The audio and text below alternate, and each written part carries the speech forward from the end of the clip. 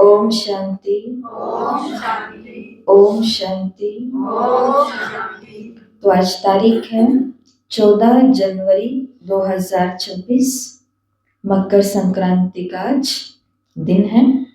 बाबा ने कहा, मीठे मीठे बच्चे कदम कदम बाप की श्रीमत पर चलते रहो। कदम कदम बाप की श्रीमत पर चलते रहो। एक बाप से ही सुनो तो माया का वार नहीं होगा। एक बाप से ही सुनो तो माया का वार नहीं होगा। प्रश्न, ऊंच पद पाने का आधार क्या है? ऊंच पद पाने का आधार क्या हो सकता है? ऊंच पद कैसे पाया जा सकता है?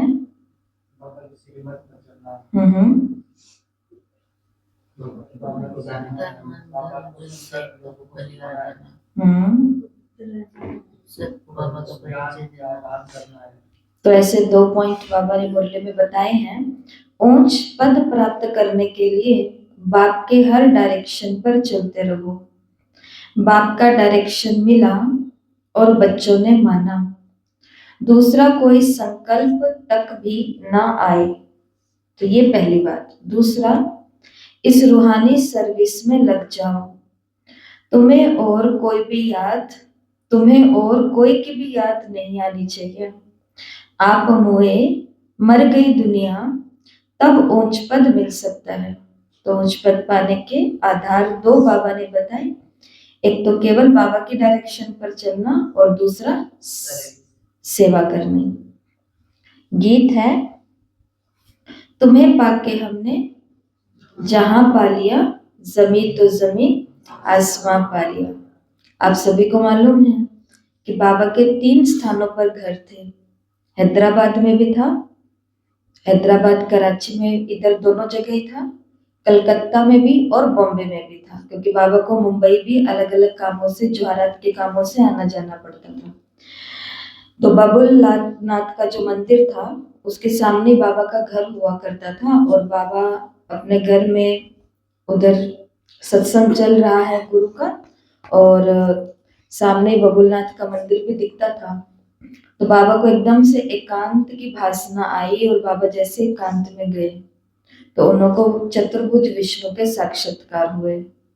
उन्होंने समझा कि मेरे को ये साक्षात्कार किन्होंने कराए हैं? जो गुरुजी नीचे आए हुए हैं, यहाँ बैठे हुए घर में। गुरु के पास जाते और गुरु को बोलते हैं कि आपकी कृपा हुई है, तो मेरे को तो विष्णु चतुर्भुज के साक्षात्कार हुए। गुरु ने समझा कि नहीं, ये कोई दिव्य साक्षात्कार है, ये मैंने नहीं कराए हैं। कुछ समय के बाद बाबा है वो अपने दोस्त के पास बनारस में गए भक्ति भावना के लिए। तो वहां पर भी उसके बगीचे के अंदर जब एकांत में बैठे तो वहां भी बाबा को अलग अलग साक्षात्कार होते थे। उन अलग अलग साक्षात्कार के बीच में बाबा ने 5 पत्र अपने घर भेजे हैदराबाद में। उन 5 पत्रों में कुछ कड़ी बनी हुई थी। जैसे एक पत्र था, उसमें लिखा हुआ था, खजाना बहुत है, खजाना बहुत है, पा रहा हूँ, पा रहा हूँ, पा रहा हूँ। आगे का लेटर लिखा तो उसके अंदर उनको लिख करके भेजा, पा लिया, पा लिया, पा लिया। और फाइनल स्टेज जो लेटर के अंदर लिखी हुई थी वो ये था, पाना था सो पा लिया, अब और कुछ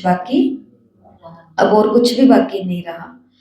तो जब ये चीज हम देखते हैं या पढ़ते और सुनते हैं बाबा का ये अनुभव जीवन का, तो हमको भी कितने सुंदर सीख मिलती है कि जब हम ज्ञान में आते हैं तो हमको कितना सारा दिखता है कि यहाँ पर तो बहुत खजाना है, खजाना बहुत है, बहुत है, पा रहा हूँ, पा रहा हूँ, पा रहा हूँ।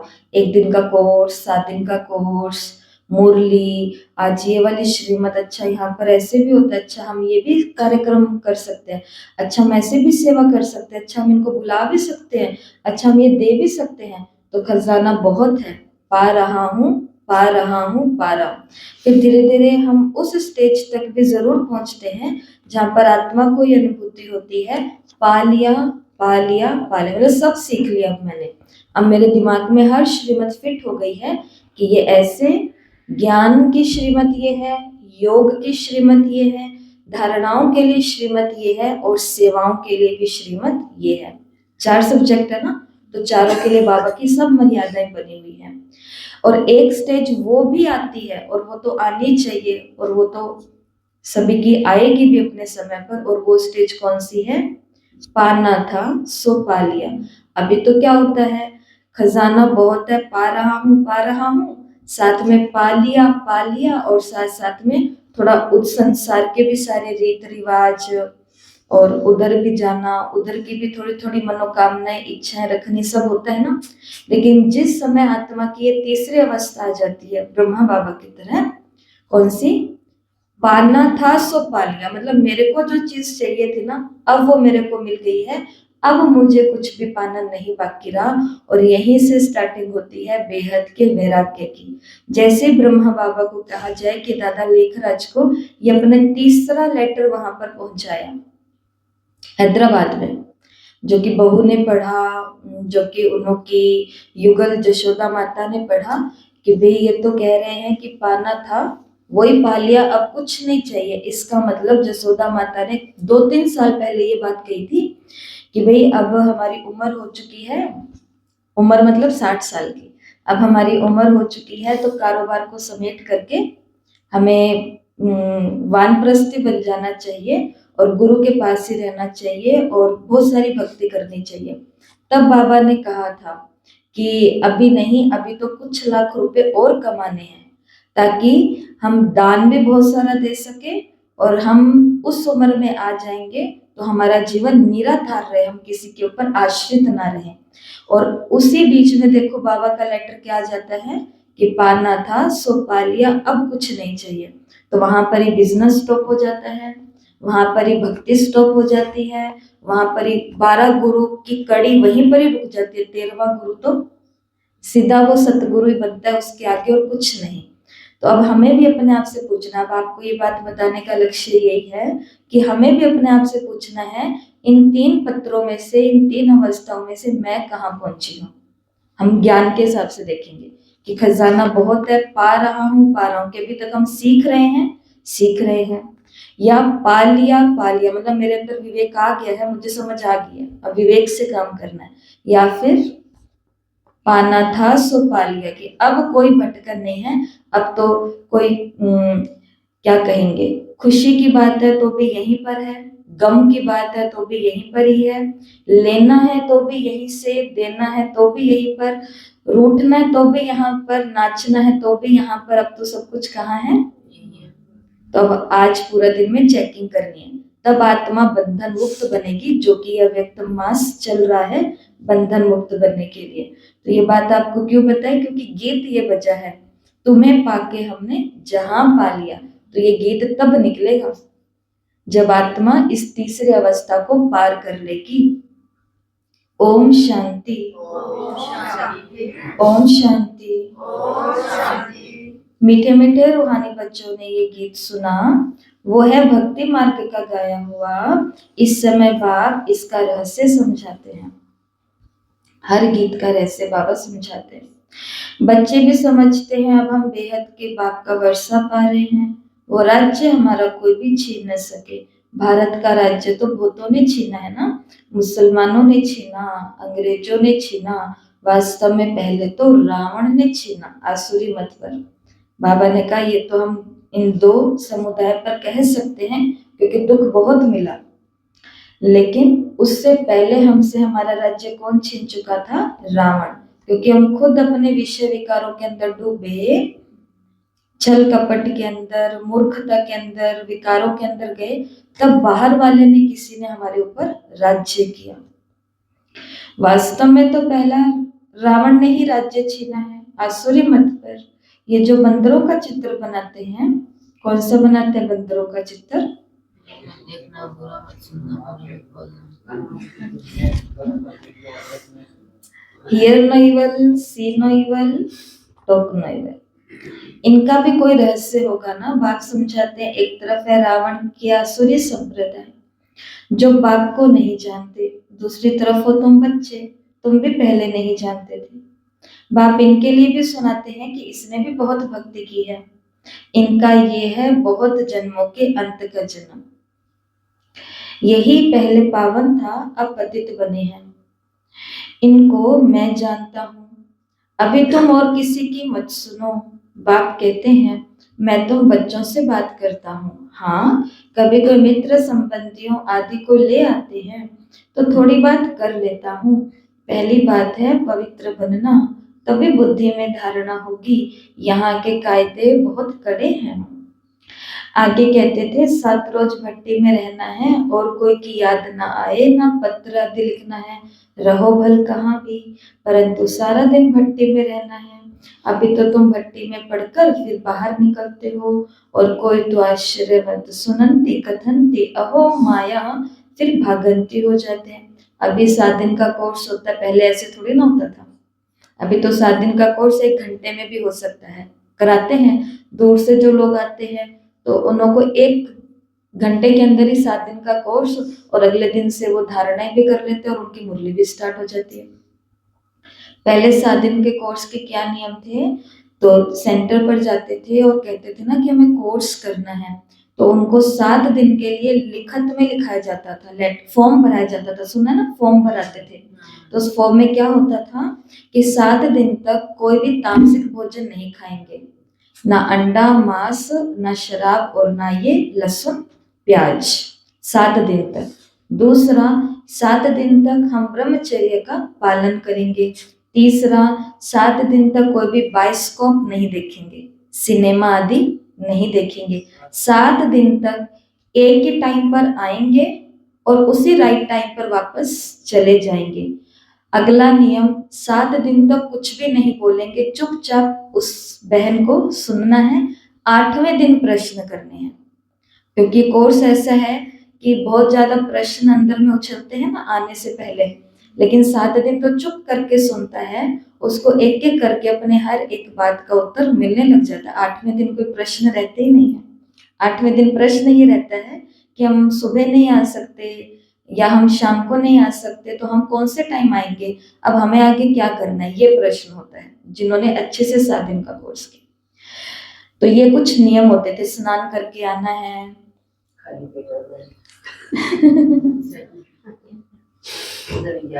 तो ऐसे ये 7 दिन की तपस्या के साथ में जो कोर्स करता था, तो बाबा ने कहा वो बहुत पक्के भी होते थे ना उस समय तो।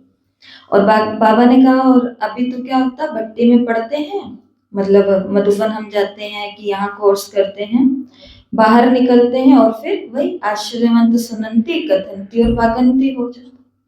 ये बड़ी भारी मंजिल है। बाप का कहना नहीं मानते।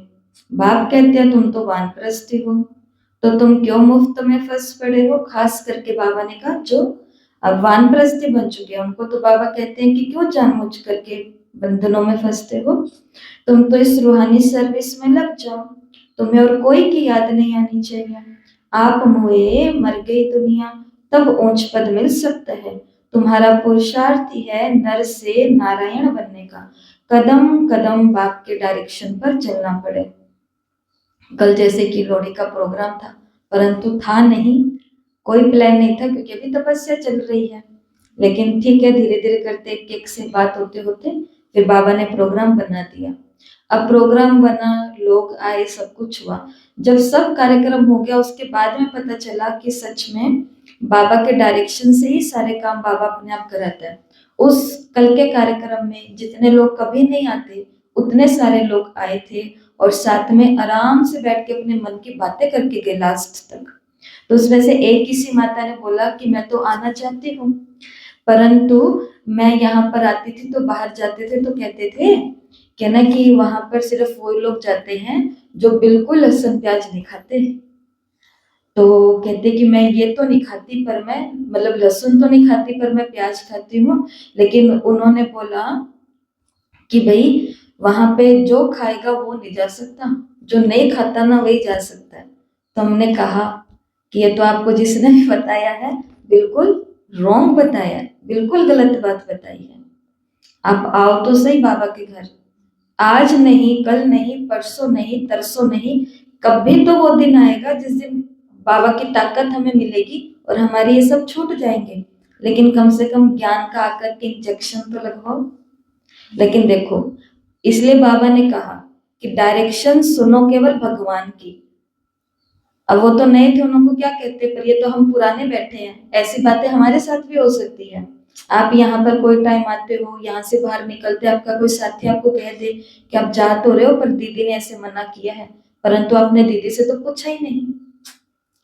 इसके लिए जो हमें वहां के डायरेक्शन देता है, पहले वहां से तो हमें पूछना चाहिए क्या ऐसा हो भी रहा है या नहीं हो रहा।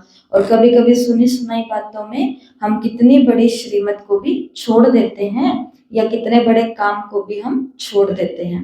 तो देखो, वो इतने दिन से छूटे हुए किसके कारण, क्योंकि किसी ने उनको कह दिया। हाँ, किसी ने उनको कह दिया, और जिन्होंने कहा उनको भी बेचारों को पूरा नहीं पता। उनको भी शायद लगा कि यहाँ पे तो बिल्कुल ही जो शुद्ध पवित्र महान होते हैं वही पहुंचते हैं, लेकिन पहले तो सब हम एक जैसे ही होते हैं ना। इसलिए देखो, ये बात आपको क्यों बताई, क्योंकि बाबा ने कहा कि कदम कदम बाप के डायरेक्शन पर यहाँ तो चलना पड़े, परंतु इसमें तो हिम्मत चाहिए। सिर्फ ये कहने की बातें नहीं है। मोह की रग कम नहीं है, नष्ट मोह होना है। मेरा तो एक शिव बाबा, दूसरा न कोई, हम तो बाबा के शरण लेते हैं।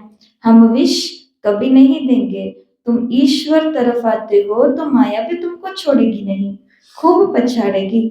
जैसे वैद्य लोग कहते हैं ना, इस दवाई से पहले सारी बीमारी बाहर निकलेगी, डरना नहीं। यहाँ भी ऐसे है, माया खूब सताएगी, वानप्रस्थ अवस्था में भी विकार के संकल्प ले आएगी, मोह उत्पन्न हो जाएगा। बाबा पहले से बता देते हैं कि ये सब कुछ होगा, मतलब पहले मोह नहीं था, लेकिन अब मोह ज्यादा हो गया।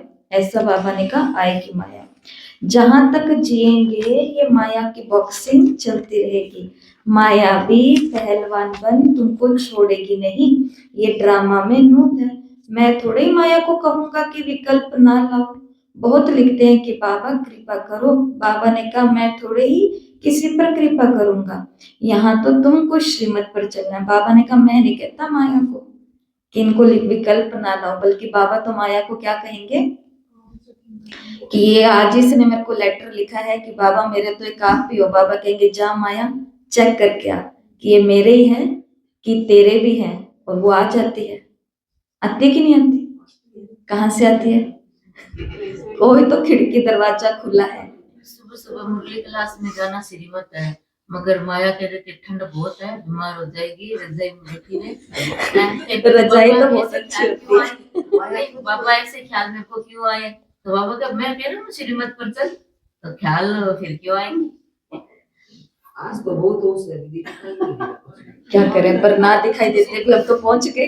बाबा की श्रीमत माया खुद तो कहती है मेरे को, तो पास में जो घर में और बैठे हैं उसको और माया बुलाती है कि तो अपने एक बहन बैठे हैं, अभी यही बैठे हैं इसी क्लास में, वो कहते हैं कि मैं जब सुबह आती हूँ तो रोज ये बोलते हैं कि भाई ठंड बहुत है। अंजलि बहन बता रहे थे कि ठंड बहुत है, क्या करना जाके घर पे कर लो, ठंड बहुत है। वो कहते आप भी चलो, कहते दीदी ऐसे बोलती, वो बोलते नहीं आगे से। लेकिन सुंदर बात ये है देखो कि ये मैं ऐसे कह रही हूँ, पर मेरा नाम लेकर के कह मत देना, मतलब ये सिर्फ एक विचार करने का विषय है कि जब कोई हमको किसी श्रीमत का पालन करने के लिए, हाँ हमारी केयर के लिए, उनको हमसे स्नेह है ना, तब वो बोलते हैं। लेकिन ये भी एक सोचने का विषय है कि मैं सवेरे मुरली में जाती हूँ तो इनको लगता है कि मेरे को कितनी ठंड लगती होगी, बेचारे मेरे को कहते हैं सभी कि नहीं नहीं ठंड बहुत लगेगी, रजाई में बैठे रहो, बीमार हो जाएगी। लेकिन जब पूरा दिन मैं बर्तन मांजती हूँ तब मुझे क्यों नहीं कहते कि ठंड बहुत है, ला मैं मांज दूं थोड़ा। जब पूरा दिन ठंड के अंदर मैं कपड़े धोती हूँ, सुखाती हूँ, उतारती हूँ, फिर उनको सूखते नहीं तो इधर उधर लटकाती हूँ, पूरे दिन घूमती रहती हूँ कपड़ों को लेकर के, कपड़ों के अंदर ही घूमती रहती हूँ, तब कोई क्यों नहीं कहता आकर के कि अरे ठंड बहुत है, क्यों गिले गिले कपड़ों को लेकर के इधर उधर घूम रही हो, छोड़ तो बैठ रजाई में, मैं करूंगा। अच्छा, फिर जब कोई घर के अंदर गेस्ट आ जाते हैं, खुद ही लेकर के आ जाते हैं और कहते हैं भाई ठंड बहुत है, बाहर चाय बनानी है, तो वो ही क्यों उठ करके जाती है चाय बनाने के लिए, ठंड तो उसको भी लग रही है ना, पूरा दिन घर का काम झाड़ू पोछा और सब कुछ करते करते। उस समय आप कहो कि नहीं, मैं आया हूँ, अपने मित्र को लेके आया हूँ, अपने रिश्तेदार को लेके आया हूँ, आज मैं तुझे भी चाय पिलाऊंगा। बनी हुई चाय नहीं पीते थे। मैं सुबह लेके आती बनी हुई भी नहीं पीते गेस्ट चाय पीते थे। तो, परंतु अब इस बात को हम कितना भी लंबा कर सकते हैं। मैं आपके पक्ष से बोल रही हूँ, देखो।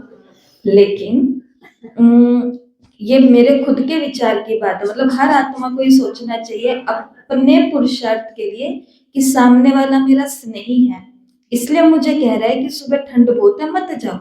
उनका काम था कहना, क्योंकि उनको मुझसे प्रेम है, स्नेह है, मेरे प्रति लगाव है कि भाई शरीर ना बीमार हो जाए। लेकिन अगली बात तो मुझे भी सोचनी पड़ेगी ना, पूरा दिन तो मैं नहीं बैठी रह सकती, पूरा दिन तो इनके लिए खाना, टिफिन, बच्चे, इनका सब कुछ मैं संभाल लूंगी, इनके माता पिता को, सबको। वहां पर मैं छुट्टी नहीं लूंगी तो मैं इस पढ़ाई में छुट्टी क्यों लूं? लेकिन लेकिन लेकिन इसके अंदर भी दोष उनका नहीं है, दोष किसका है? मेरा। क्योंकि मैं सुनना ही चाहती थी कि कोई मेरे को कहे, और इन्होंने कह दिया, और फिर कहेंगे कि दीदी आना तो चाहते हैं पर ये कहते हैं कि ठंड बहुत है, मत जाओ। कब तो हमने ना, माया तो हमारे ऊपर घूम रही है। दीदी सुबह ना ये जाती थी, पहले मैं इसको बोलती थी कि सर्दी बहुत है, मत जाओ रे अंदर, कहती जाऊंगी मत। और वो कह के आज मेरे को याद आ रहा है कि अब ये मेरे को रोक रहे हैं कि आप भी आओ अब आप आ जाएंगे, अब वो भी आ जाएंगे। तो आप समझे ना कि वास्तव में दोष मेरा ही है। मैं ही हूं जो चिंतन नहीं कर रही हूँ, मैं ही हूं जो विचार नहीं कर रही हूँ कि पूरा दिन मेरे को ब्रेक नहीं लगेगा। सुबह क्यों ब्रेक लगना चाहिए जहां पर मेरे पाप कट रहे हैं और सिर्फ मेरे कट रहे हैं, सिर्फ और सिर्फ। बैठा भी नहीं जाता, दीदी कहते हैं जाए जाए अच्छा। जाए। क्योंकि अब सोचते हैं ना कि बैठ के क्या करना, उठना तो फिर भी पड़ेगा, रजाई तो छोड़नी पड़ेगी। 7 बजे नहीं छोड़ेंगे तो 8 बजे छोड़नी पड़ेगी, 5 बजे नहीं छोड़ेंगे तो 6 बजे तो छोड़नी पड़ेगी। क्यों ना बाबा को भी खुश करके आए, थोड़ा सा आत्मा को भी खुश करें।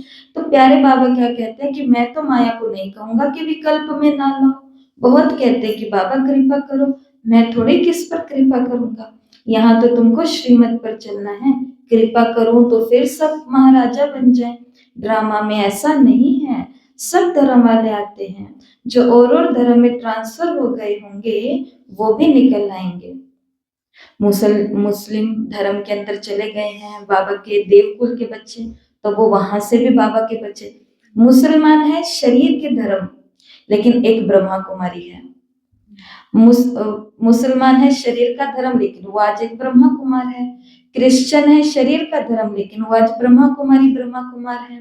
पारसी, बोधी, जैनी, सिख, कितने सारे हैं जो उस धर्म में पैदा हुए, लेकिन आजकल बोलते हैं ब्रह्मा कुमारी हूं मैं, ब्रह्मा कुमार हूं मैं, क्योंकि वो देवकुल की आत्मा थी जो कहाँ चली गई, ट्रांसफर हो गई और धर्मों में।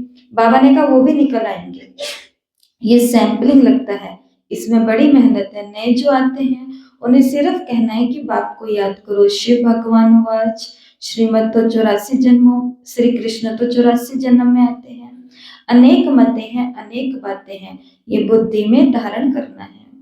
हम पतित थे, अब बाप कहते हैं तुम पावन कैसे बनो। कल्प पहले भी कहा था माँ में कम याद करो, अपने को आत्मा समझ, दे के सब धर्म छोड़ जीते जी मरो। मुझे एक बाप को याद करो, मैं सर्व की सदगति करने आया हूँ।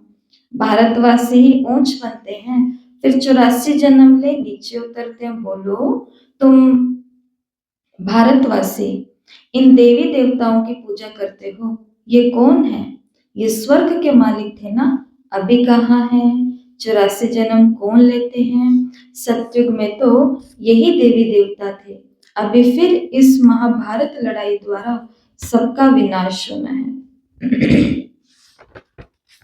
अभी सब पतित तमो प्रधान है, मैं भी इनके बहुत जन्मों के अंत में आकर के प्रवेश करता हूँ।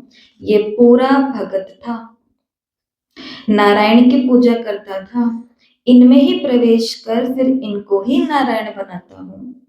अभी तुमको भी पुरुषार्थ करना है।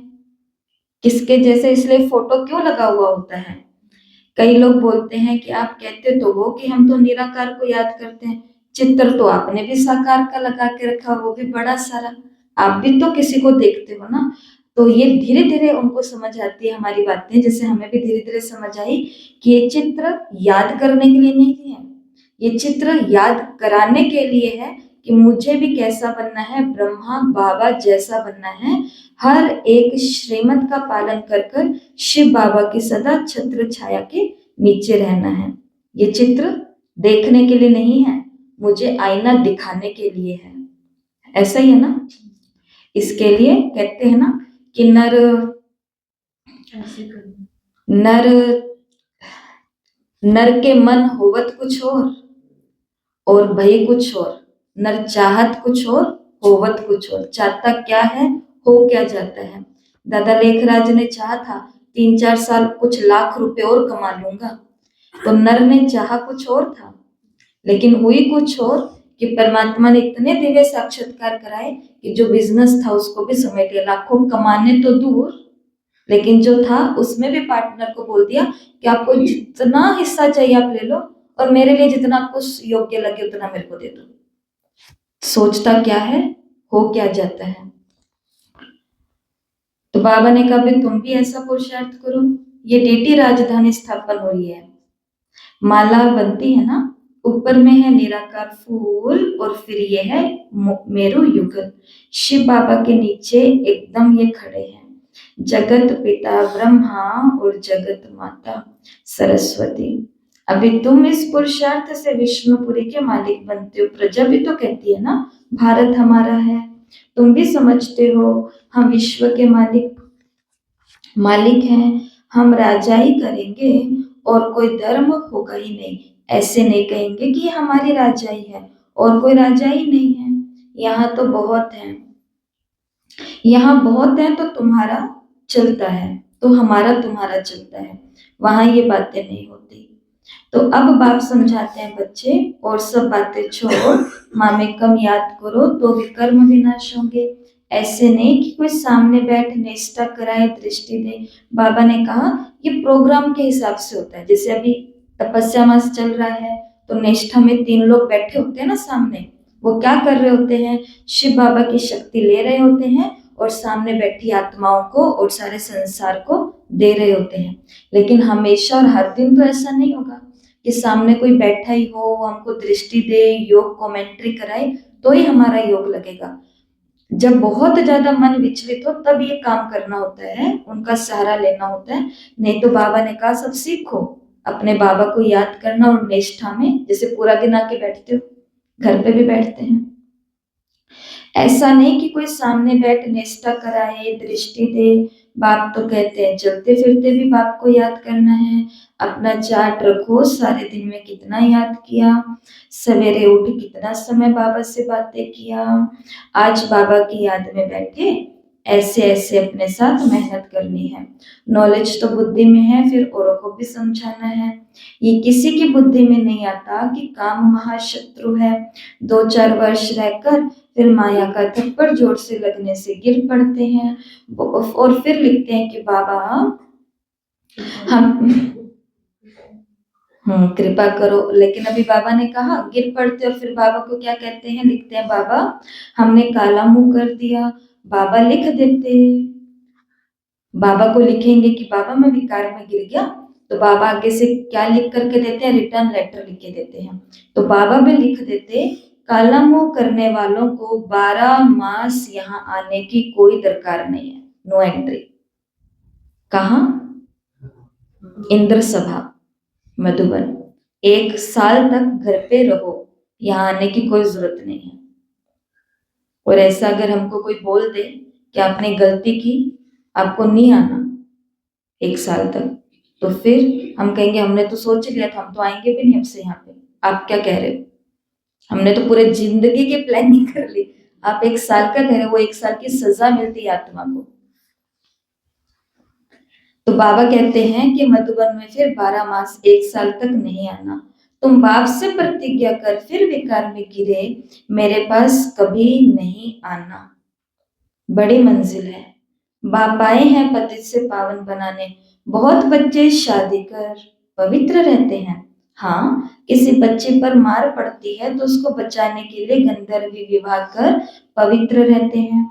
उसमें भी कोई कोई को तो नाक से माया पकड़ लेती है, हार खा लेते हैं। स्त्रियां भी बहुत हार खा लेती हैं।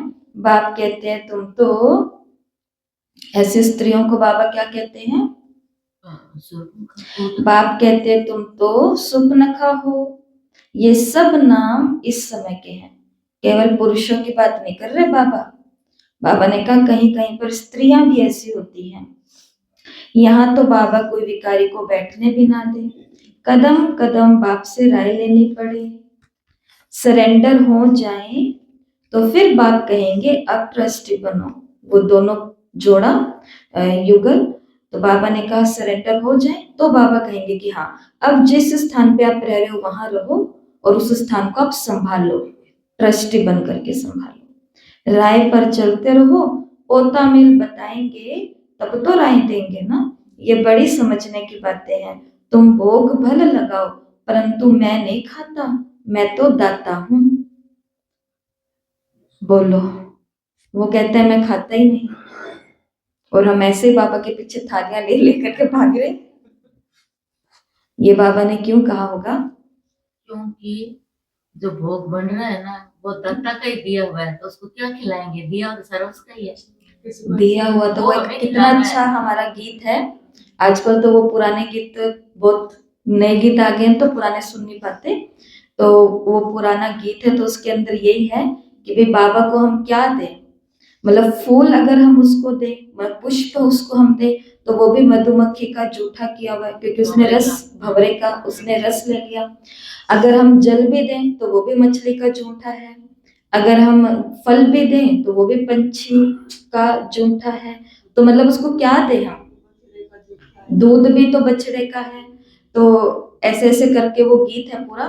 फिर लास्ट में गीत के अंदर गीतकार कहता है कि गीतकार शिव बाबा की तरफ से कह रहा है कि बच्चे अगर तुम मुझे कुछ देना ही चाहते हो तो वो है विकार दो, क्योंकि ये तुमने तुम्हारे खुद के करके रखे हैं। अभी प्रकृति पति ये धुंध ना करे तो खाना कैसे उगे? हाँ, ये जरूरी है। तो और साथ में बाबा ने ये बात इसलिए भी कही कि अगर किसी को भोग बनाते बनाते और भोग लगाते लगाते खिलाते खिलाते किसी को ऐसा अगर लगे कि हम मैं ये कर रहा हूं, तो बाबा ने कहा फिर तुम ये सोचो कि वो खा भी नहीं रहा, लेकिन वो स्वीकार भी करता है, वो भासना भी लेता है, और वो उसको बहुत अच्छा भी लगता है जब उसके लिए हम नई नई चीजें पकाते हैं, उसको खिलाते हैं। ये तो बस वो कह देता है, किसके लिए? ताकि तुमको ये ना लगे कि भाई तुम मेरे लिए कुछ कर रहे हो। भोग बनाने की शक्ति भी तो कौन देता है? भोग बनाना आसान है? हमें तो पता भी चलता कि हर दिन गुरुवार तो बहुत ही जल्दी आ जाता है हर सेंटर पर। क्या ये आसान होता है? अच्छा, क्या भोग लगवाना आसान होता है? बनाना भी आसान नहीं तो भोग लगवाना भी तो आसान नहीं है। नहीं है ना? नहीं है, लेकिन फिर भी हो रहा है, क्योंकि ताकत कौन दे रहा है? जो भोग के लिए सामग्री लेके आते हैं, यज्ञ सेवा लेकर के आते हैं, उनको टच कौन कर रहा है बैठे बैठे? उसको भी वो विधाता ही कह रहा है कि तू जा। जैसे कि आज क्या है? मकर संक्रांति है।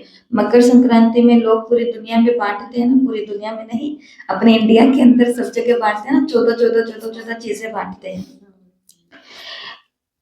सब लोग बांटेंगे, बांटते हैं, पूरा दिन करते हैं। जो बाबा के पक्के बच्चे बन गए हैं वो ये चीजें बहुत ज्यादा नहीं करते हैं, लेकिन करते हैं मानो। लेकिन किसी के घर से इच्छा है कि हमारा होना चाहिए, लेकिन उनको पता है कि बाहर नहीं करना, मुझे तो कहीं और ही करना है। तो फिर वो बाबा उनको टच करेगा, तुझे तो करना ही है ना, तुझे कन्याओं को जिमाना है, बच्चे तुझे कुछ दान करना है, बच्चे तुझे कुछ कपड़ा देना है, कुछ 14 चीजें देनी है, तो मेरा भी तो घर है, वहां जाओ और दे दो। तो ये उस आत्मा को किसने टच किया? क्योंकि वो आत्मा बाबा को याद करते तो बाबा ने उससे सेवा करवा ली, और नहीं तो फिर वो फिर संसार में करेंगे जैसे सब कर रहे हैं। तो ये समझने की बातें हैं कि भले तुम भोग लगाओ परंतु मैं तो खाता नहीं है, मगर पावर पूरी भर देता है बाबा। नहीं ऐसा होता बाबा कहता मैं खाता नहीं हूँ, जैसे भोग नहीं लगाते अपने ही समझ लो, तो अपने मन में क्या आता है आज तो बाबा को भोग भी नहीं लगाया, मतलब खाली लगता है। जैसे आप लोग कहते हो ना कि जिस दिन हम सुबह क्लास में नहीं आते तो हमें खाली खाली लगता है, वैसे जिस दिन बाबा को भोग नहीं लगता तो उस दिन क्या लगता है, एक ऐसे ऊपर ऐसे लगता है। और बार बार दिन में बोल देते हैं आज तो भोग ही नहीं लगा, आज तो जितनी बारी लगना था एक बारी बोल दिया, 10 बारी लगा ही नहीं, लगा ही नहीं, लगा ही नहीं, वो वाली बात होती है। और जब लग रात को ही लगाना पड़ता है, लगाते हैं। कभी कभी बहुत बिजी हो तो भले लगाओ, पर रात को भी लगा सकते हैं। तो बाबा कहते मैं तो दाता हूँ, तो ऐसा बाबा ने कहा। अच्छा, मीठे मीठे सिकिलते बच्चों प्रति माता पिता बाप दादा का याद प्यार और गुड मॉर्निंग। रूहानी बाप की रूहानी बच्चों को नमस्ते। हम रूहानी बच्चों की रूहानी माता पिता बाप दादा को याद प्यार, नमस्ते, गुड मॉर्निंग, शुक्रिया बाबा, शुक्रिया, वाह बाबा वाह। तो आज रात्रि क्लास आई है मुरली में, ये है 15 जून 1968 की, 15/6/63 की, 68 की, 68। पास्ट जो हो गया है उसको रिवाइज करने से जिनकी कमजोर दिल है तो उनों के दिल की कमजोरी भी रिवाइज हो जाती है। इसलिए बच्चों को ड्रामा के पट्टे पर ठहराया गया है। मुख्य फायदा है ही याद से ही आयु बड़ी होनी है। ड्रामा को बच्चे समझ जाएं तो कभी ख्याल न हो। ड्रामा में इस समय ज्ञान सीखने और सिखाने का चल रहा है, फिर ये पार्ट बंद हो जाएगा। अंडरलाइन, ये पार्ट बहुत जल्दी बंद हो जाने वाला है। ज्ञान सीखने और सिखाने का, क्योंकि धीरे धीरे जो सीखने सिखाने वाले हैं वो सभी साइलेंस में, सिखाने वाले हैं वो सभी साइलेंस में जाने वाले हैं। ना बाप का और ना हमारा पार्ट रहेगा, ना उनका देने का पार्ट होगा, ना हमारा लेने का पार्ट होगा। तो एक हो जाएंगे ना, हमारा पार्ट नई दुनिया में हो जाएगा, बाबा का पार्ट शांति धाम में होगा। पार्ट का रील भरा हुआ है ना, हमारा प्रारब्ध का पार्ट और बाबा का शांति धाम का पार्ट, देने और लेने का पार्ट पूरा होगा, ड्रामा ही पूरा हुआ। फिर हम राज्य करने आएंगे और वो पार्ट चेंज होगा, ज्ञान स्टॉप हो जाएगा, हम वो बन जाएंगे।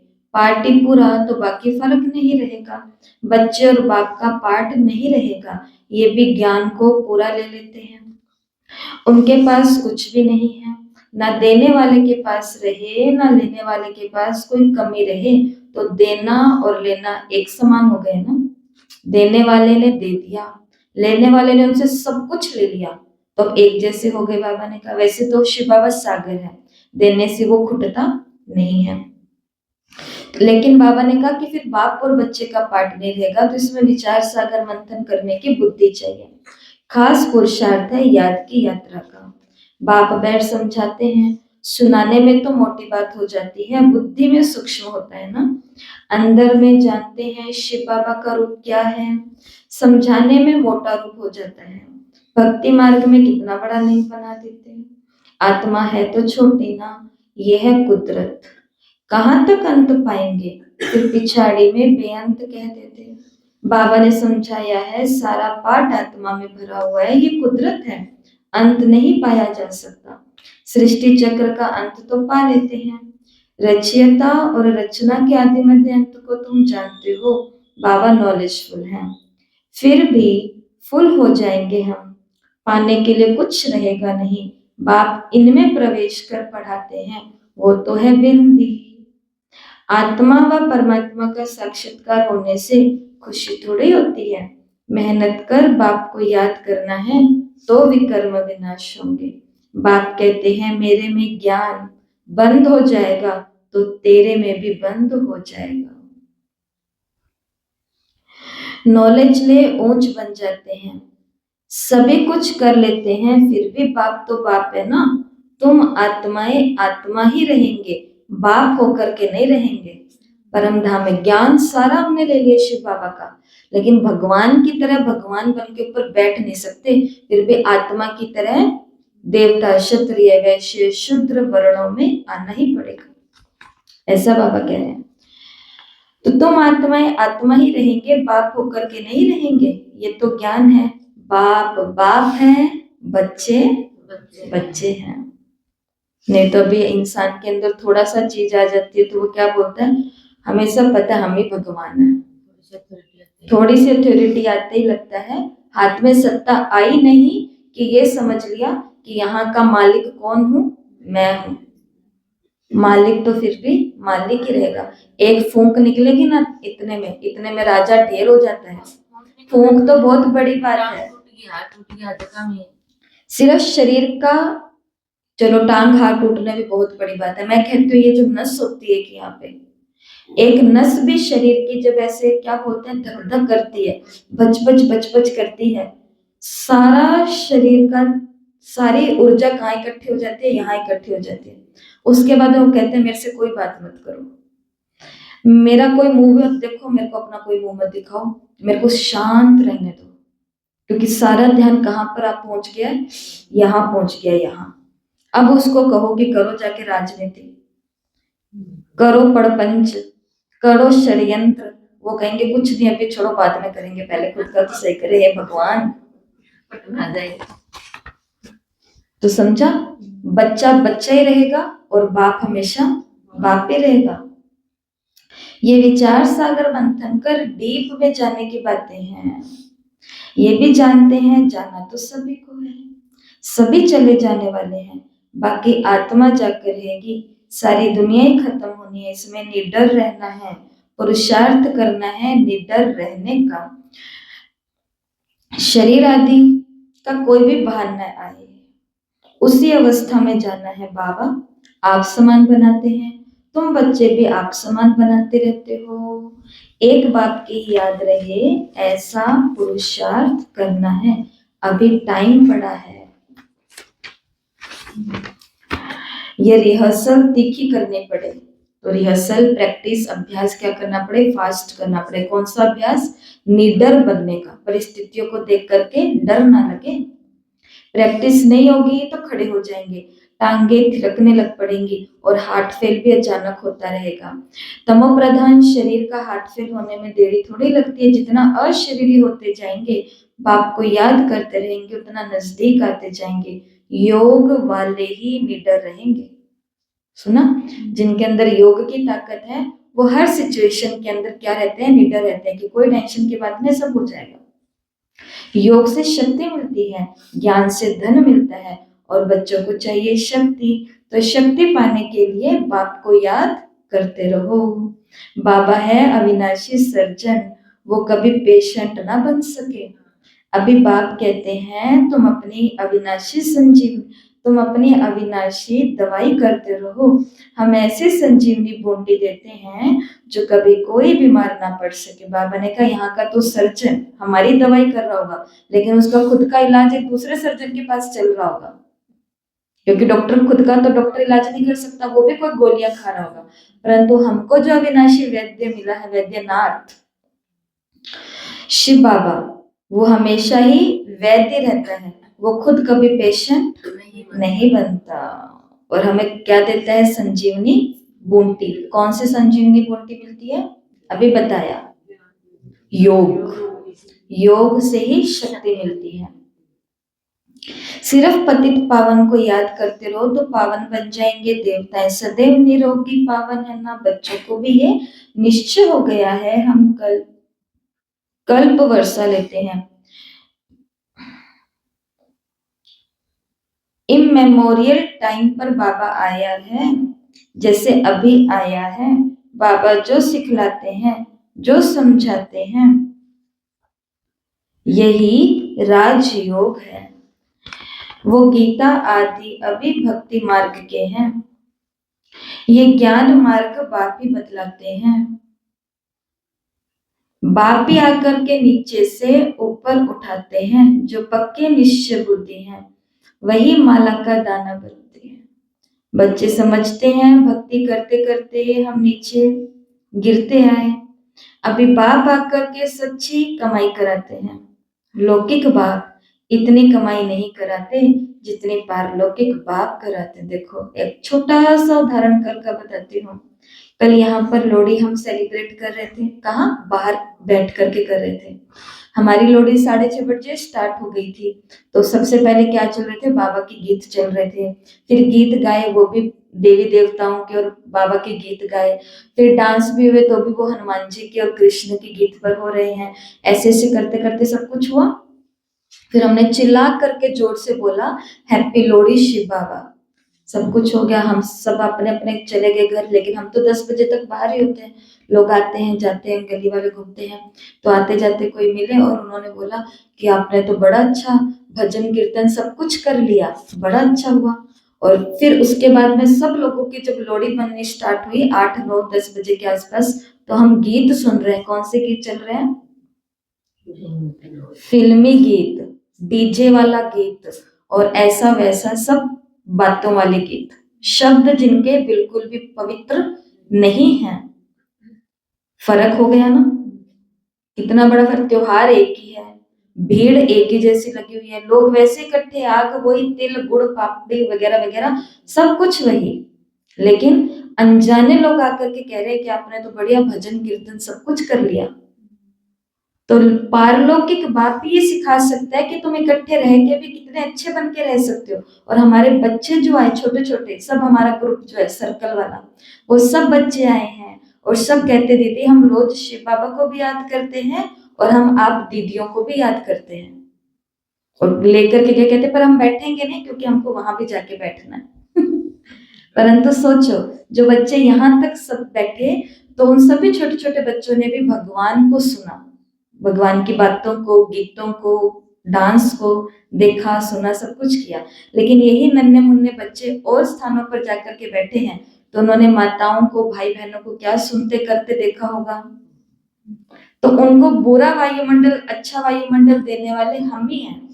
और इनकॉर्पोरियल जो परमपिता परमात्मा पारलौकिक बाप है, वो ही ये कमाई करा सकता है, सच्ची कमाई।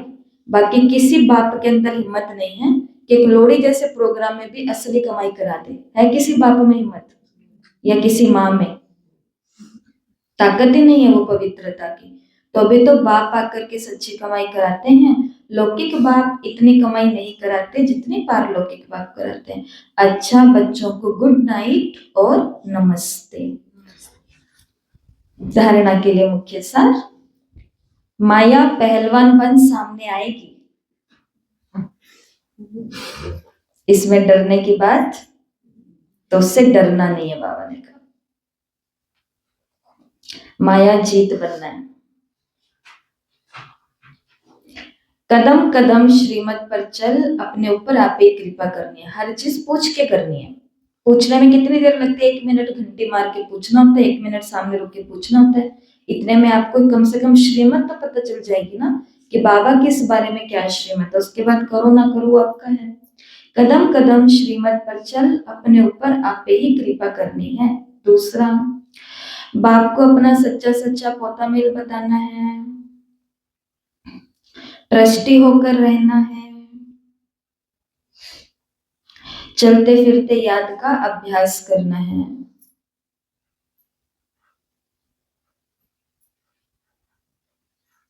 वरदान, रूहे गुलाब बन, दूर दूर तक रूहानी खुशबू फैलाने वाले, रूहानी सेवाधारी भव।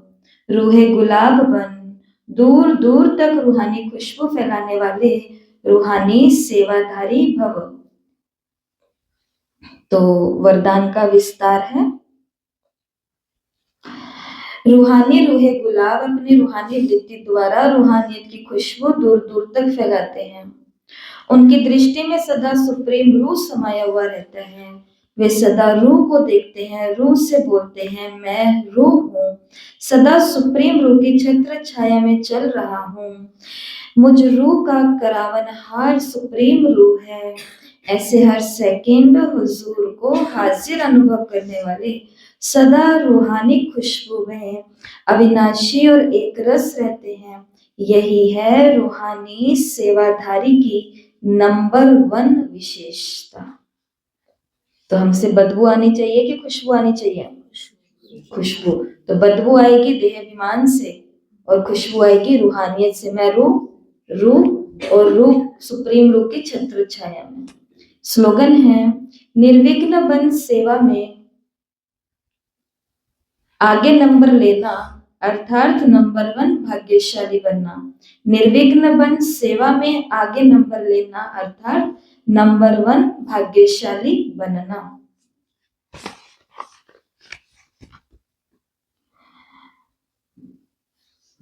तो अभी छोटा सा आपको सुना देते हैं। दूसरे दिन खास रास्ता, बाबा की डायरी में से, जो कल हमने सुना था ना, उसके आगे का। आप कहते हो कि जिनके बंधन कट जाते हैं उनको सहज होता है, क्योंकि औरों से मोह निकलकर एक ईश्वर में रहता है। क्योंकि बंधन टूट जाते हैं तो मोह का ख्याल उस तरफ नहीं दौड़ता, बाकी व्यवहार छोड़ देता है। कुटुंब से मोह टूटा तो बंधन खलास, फिर तो सहज होता है, या कुछ ना हो तो भी पेट तो सहज मिल जाता है। तो ईश्वर जरूर पहुंचता है, शरीर के साथ वो खुद जिम्मेवारी उठाता है। बाकी पीछे फुर्नों के बंधन कट गए तो बहुत ही सहज है, शांत होकर बैठना, शांत रूप होने का है। क्यों मन ऐसा है क्या कि बंधन टूटे? क्यों जिस तरह तुम कोई भी निश्चय पूरा रखेगा, तुम समझो कि बंधन तुम्हारे खलास है। समझो कोई भी तुम्हारा नहीं है, सारी नारियां देवी है, सभी नर देव है। ये बाबा अपने मन को कह रहे हैं कि तू बंधन में ना जा, तो ये सोच सब एक है, या सोचो मैं भी मर गया हूं, यानी ये देह हूं ही नहीं। ये निश्चय कर लो तो तुम्हारा कुछ भी नहीं है, मैं हूं ही नहीं, मैं मर गया। बाकी है नाथ, तू ही है, मेरा कुछ नहीं। भाई पक्का कर लो। आत्मा अपने मन को कह रहा है कि भाई अब पक्का कर लो, ना तुम्हारा ना तू किसी का, मेरा कुछ नहीं, सब तेरा। जो आज मेरा वो सब तेरा हो गया। ये दूसरे दिन खास रास्ता बाबा को मिला है, और कल एक एग्रीमेंट भी है बाबा का अपने मन के साथ, मन का बाबा के साथ, तो वो भी हम सुन लेंगे। ठीक है, तो आज तारीख है 14, और आज अव्यक्त मास के लिए विशेष पुरुषार्थ है। तो हम स्व मान लेंगे, वो ये है, मैं ब्रह्मा बाप समान रूहानी सेवाधारी हूँ। मैं ब्रह्मा बाप समान रूहानी सेवाधारी हूँ। और याद रखना, मेरे से सबको क्या मिलनी चाहिए? रूहानियत की खुशबू। मधुबन से जो स्वमान आया है वो है, मैं ब्रह्मा बाप समान सर्व बंधनों से मुक्त जीवन मुक्त आत्मा हूँ। आज का विशेष योग अभ्यास है, मैं ब्रह्मा बाप समान दैहिक संबंधों से न्यारी, सदा आत्मिक संबंध में रहने वाली जीवन मुक्त आत्मा हूँ। परमात्म स्नेह में समाते हुए सर्व को स्नेह की किरणें दे। तो आज बाबा का प्यार, और ये प्यार सबको मिल रहा है। आज की विशेष धारणा है, सर्व के प्रति आत्मिक स्नेह और आत्मिक संबंध से संपर्क में आना है। जिससे भी मिलेंगे तो रिश्ता बाद में याद करेंगे, पहले क्या याद करेंगे? आत्मा का संबंध और प्यार से संपर्क में आना है आज सबके। आज के अव्यक्त इशारे हैं, ब्राह्मण जीवन में देह का बंधन, संबंध का बंधन, साधनों का बंधन सब खत्म हो गया ना। कोई बंधन नहीं, बंधन अपने वश में करता है, और संबंध स्नेह का सहयोग देता है। तो देह के संबंधियों का देह के नाते से संबंध नहीं, लेकिन आत्मिक संबंध। ऐसे ब्राह्मण अर्थात जीवन मुक्त, जो घर परिवार काम कारोबार में रहते हुए आसपास के लोगों के साथ में आत्मिक संबंध में आते हैं ना, तो बाबा ने कहा वो एक्चुअल में जीवन मुक्त स्थिति में रहते हैं, क्योंकि उस आत्मा को कोई बांध नहीं सकता, और वो आत्मा भी किसी को बांधते नहीं।